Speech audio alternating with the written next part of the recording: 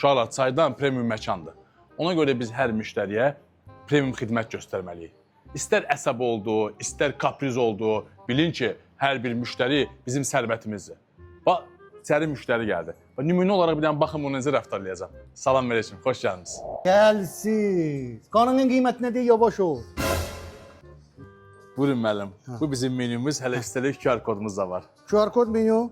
Bəli. Onda sən nə lazımsa? Başa düşmədim. Dilinlə deyən, amma burada nə QR kod, QR kod deyirsən? Danış. Hə, demək müəllim, bizə çaydanda çaylarımız var, mürəbbə çeşidlərimiz var, desertlərimiz var, milli mətbəx, Avropa mətbəx, hətta bizdə elə pirajkilər var ki, inanın siz elə dadlı pirajki heç yerdə yeməmisiniz. Hə, bildik onu. Başqa nə var? Başqa da nə desəz, biz çaydan komandası olaraq sizlərin xidmətindəyik. Xidmətindəsə, hə? Bəli. Onu bir yaxınca görün. Aha. Ya bir yaxınca qorma. Hə.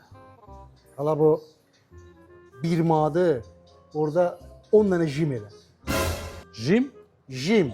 6 7 Bəs deyil. Hədə ikisinə vur. Ne yaxşı. 8 9 Hala bu da bonus 10. Hala. Yadınıza saxlayın ki, idman sağlamlıqdır. Onda sağlam. Yavaş, yavaş, sıkım qaldı. Hala. Əma verə, babun tullamağına bax.